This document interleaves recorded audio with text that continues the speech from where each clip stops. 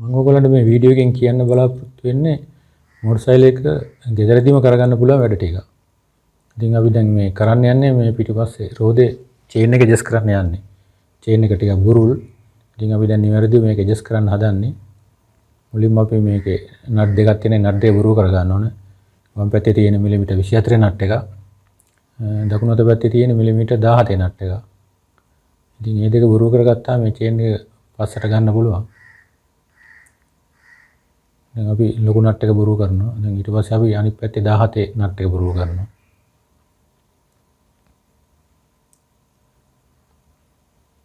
ඊට පස්සේ අපි දැන් මේ චේන් එක ඇඩ්ජස්ට් කරන්න තියෙන පොඩි නට් දෙක. මේ නට් දෙක බුරුල් කරලා ඊට පස්සේ ඇතුලේ නට් එක අපි තද කරන්න ඕනේ. මේ මාක්ස් වලට හරියට තියෙන්න ඕනේ. දෙපැත්තම සමානව. එහා පැත්තේ තියෙන වගේ මාක්ස්. ඉතින් සමානව අපි ඇඩ්ජස්ට් කරගන්න ඕනේ මේ රෝදේ. ඊපස්සේ දැන් ওই නට් එක තද කරනවා අපි. ඒ කියන්නේ රෝදේ දැන් පස්සට එනවා.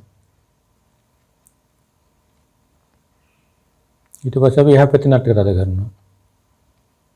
දැන් රෝදේ පැත්තෙන් පොඩ්ඩක් පස්සට එනවා. දෙපැත්තම සමාන වෙන්න ඕනේ.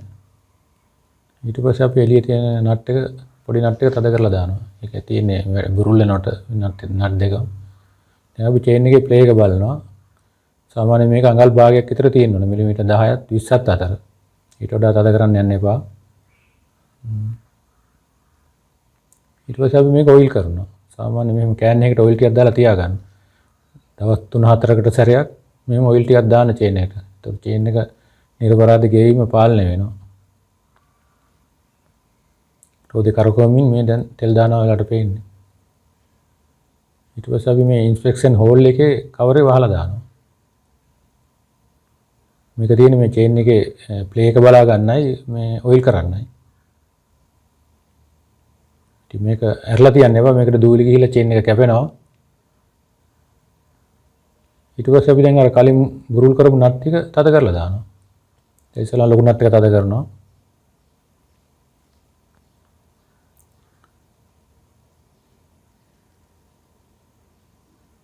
ඊට පස්සේ අපි අර බුරුල් කරපු පොඩි නට් දෙකෙන් එළිය නට් එක තද කරලා දානවා. ඊට පස්සේ මේ නට් දෙක ආයි බුරුල් වෙන්නේ නැහැ. නට් දෙකකින් හිර කරලා තියෙන්නේ. දැන් අනිත් පැත්තේ අපි 17 නට් එක තද කරනවා ඇක්සලේ නට් එක.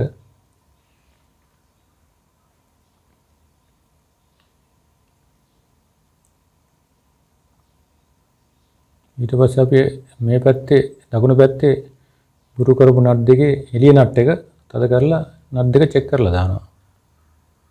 එතකොට ආයි බුරුල් වෙන්නේ නැහැ මේ නට් දෙක.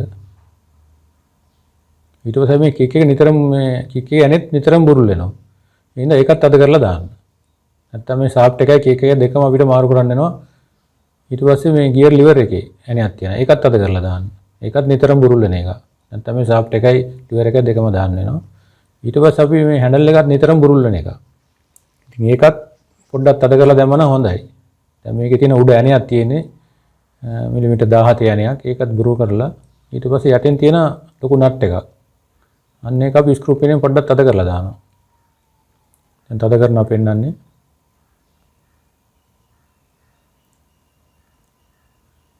ඊට පස්සේ අපි පොඩ්ඩක් බුරුල් කරලා බලනවා.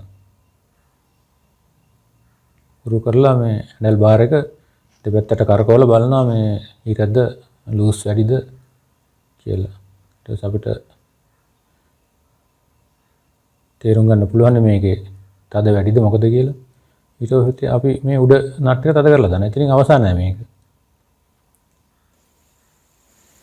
ඊට පස්සේ මේ හරවලා බලනවා මොකද තදද නැද්ද කියලා.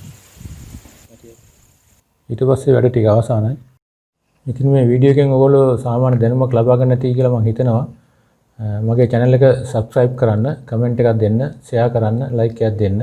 ඉතින් තවත් වීඩියෝ එකකින් හමු වෙනතුරු ඔබට සුබ දවසක්.